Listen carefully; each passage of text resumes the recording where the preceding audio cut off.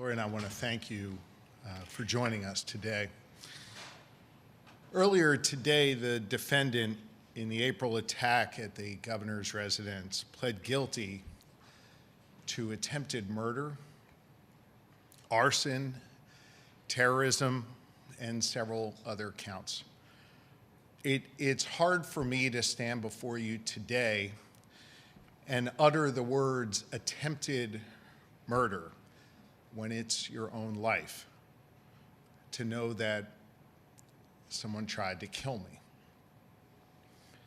It's especially hard to know that he tried to burn our family to death while we slept. To be honest, Lori and I have struggled over the last 6 months to try and make sense of all of this. And the hardest part has been trying to explain it to our 4 children and to our nieces and nephews. I've carried with me this enormous sense of guilt. Guilt that doing this job that I love so much has put our children's lives at risk. It's been really hard. And candidly, I don't know that I've been able to give them the right answers. I don't know that I've been able to ease our children's worries. But I can tell you we've tried, and it's been an ongoing effort to even just a few moments ago. Why would someone want to do us harm, our kids will ask. How were they able to get so far into the governor's residence, the place that was supposed to be the safest place we could possibly be? As you saw from the videos that the district attorney played, he was able to penetrate the residence right up to a door that led to the hallway where we were in our private living quarters. I know those videos are chilling. They've been haunting me for months. I've been trying to unsee them for the last 6 months.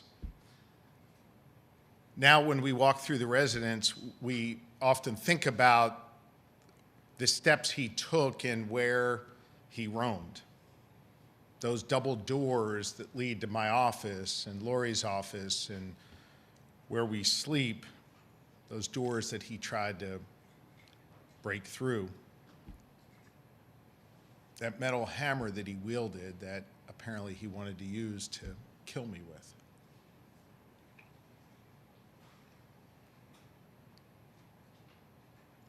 The spot in the state dining room where the fire first began, the smashed glass of the windows that he used to enter into the home.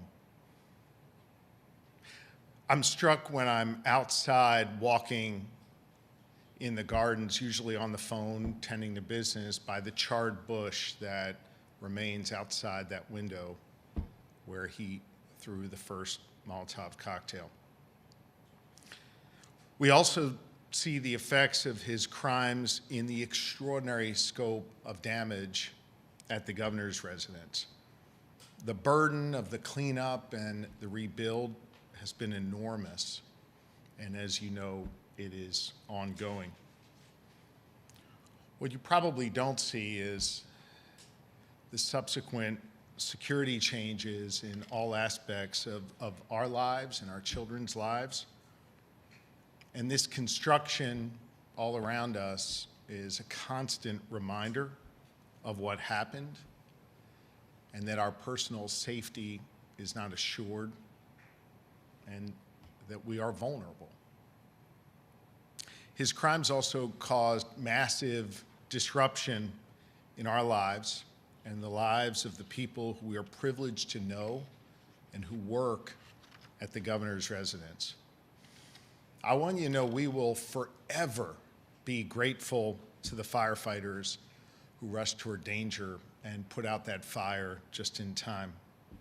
We're also incredibly grateful to the troopers who rushed our family out to safety in those early morning hours.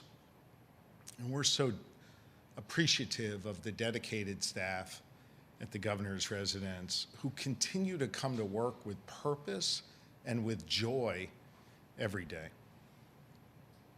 Laura and I are mindful that serving in public office today brings with it risks. It's a sad state of the world that we are in.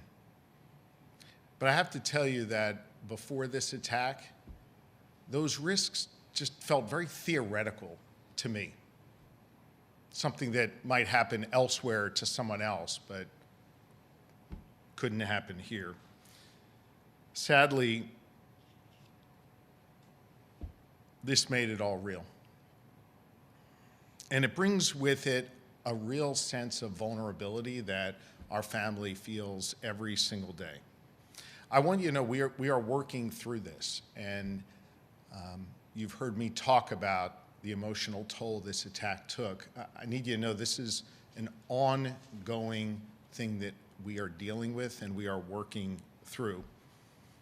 And I think we're confident it'll get better, but we also know it's going to always be with us. Sadly, as you know, our family is not the only ones to experience political violence. Violence that is used to try and silence people or intimidate people.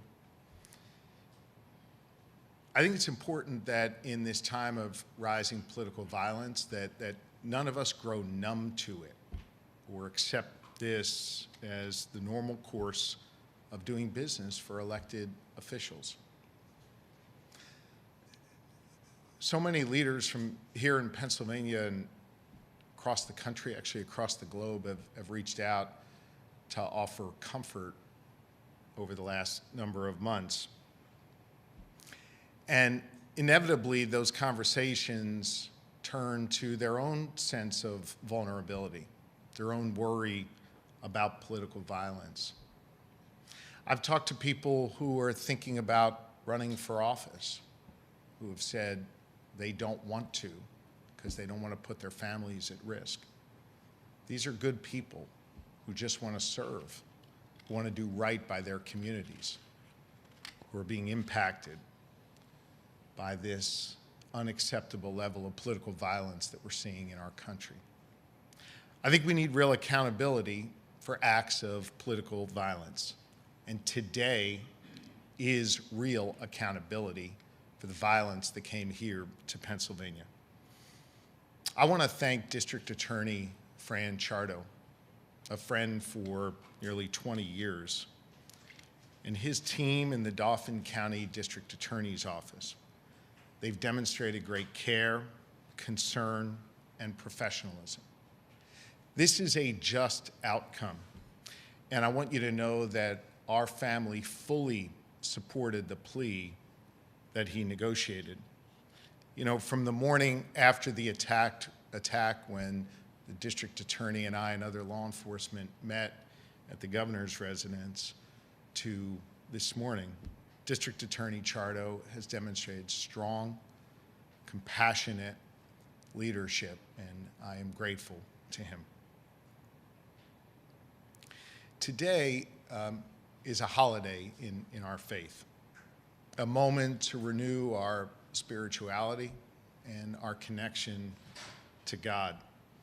I want you to know we've leaned a lot on our faith these past 6 months to try and work through this.